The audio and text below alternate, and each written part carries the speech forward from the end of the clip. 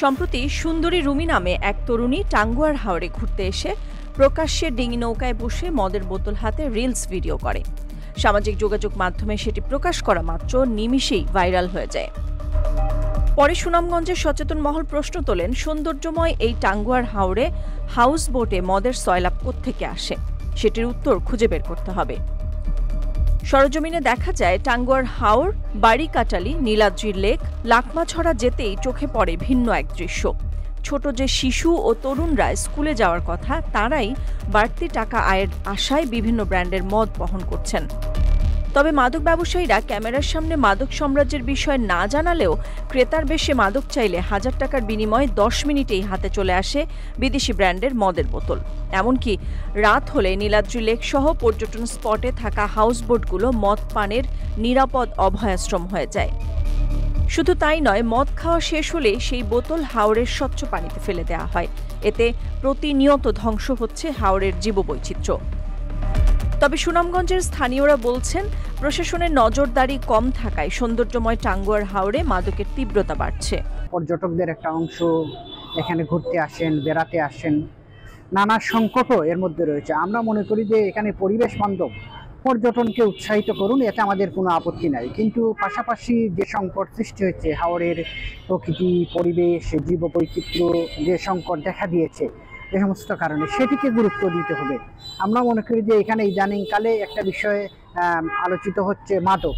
আমরা মনে করি মাদক এখানে কেন থাকবে, এটার বিরুদ্ধে ব্যবস্থা নিতে হবে। পাশাপাশি প্রশাসন থেকে যে 12টি নির্দেশনা জারি করা হয়েছে পর্যটকদের উদ্দেশ্যে বা হাউস বোট মালিকদের উদ্দেশ্যে, সবার ক্ষেত্রে সেটির বাস্তবায়ন যাতে হয়, এজন্য প্রশাসনের আরও কঠোর পদক্ষেপ নেওয়া উচিত। টাঙ্গুয়ার হাওরে আসলে বেসামাল অবস্থা। আপনারা যারা জানেন যে টাঙ্গুয়ার হাওরে পর্যটকরা কিন্তু প্রতিদিন আসছেন, কিন্তু টাঙ্গুয়ার হাওরে আসলে বিদেশি মদ সহ যে নেশাদ্রব্যগুলো অবাধে পাওয়া যাচ্ছে, সেটা আসলে আমরা দৃষ্টিগোচর হয়েছে বিভিন্নভাবে। আমরা বলবো এখানে প্রশাসনের নজরদারিতা খুবই কম এবং এটা আরো বাড়ানো উচিত।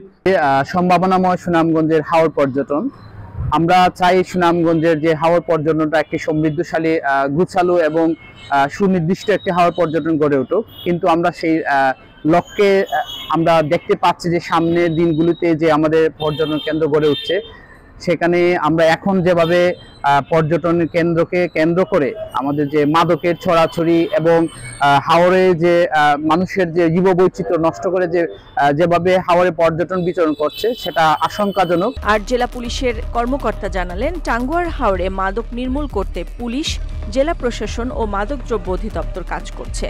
হাওরের মাদকের যে বিষয়টা আপনারা বলছেন, এই বিষয়ে আমরা নিয়মিত পুলিশ কাজ করছে। এর পাশাপাশি মাদকদ্রব্য নিয়ন্ত্রণ অধিদপ্তরও গুরুত্ব দিয়ে দেখছেন বিষয়টা। আর জেলা প্রশাসন নিয়মিত আমাদের সহায়তা নিচ্ছেন, মোবাইল কোর্ট হচ্ছে। এই ব্যাপারে আমরা সবাই সতর্ক আছি। ইনশাল্লাহ সবার সম্মিলিত প্রচেষ্টায় নিয়ন্ত্রণ করা সম্ভব হবে। দেশের বৃহৎ দ্বিতীয় সৌন্দর্যপূর্ণ রামসার সাইট টাঙ্গুয়ার হাওর। অতিরিক্ত পর্যটকের চাপে প্রতিনিয়ত ঘটছে পরিবেশ বিপর্যয়। সেই সাথে প্লাস্টিক বর্জ্য ফেলে নষ্ট হচ্ছে হাওরের জীববৈচিত্র্য। এতে গত কয়েক বছরে হাওরে আসছে না অতিথি পাখি, মিলছে না আগের মতো ভিন্ন প্রজাতির মাছ।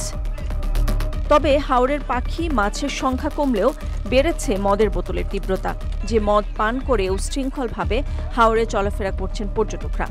জীববৈচিত্র্য রক্ষা ও নিয়মিত হাউসবোটগুলোতে তল্লাশি সহ বাড়তি নজরদারি বাড়ানোর দাবি সুনামগঞ্জবাসীর। নিউজ ডেস্ক, সারা বাংলা।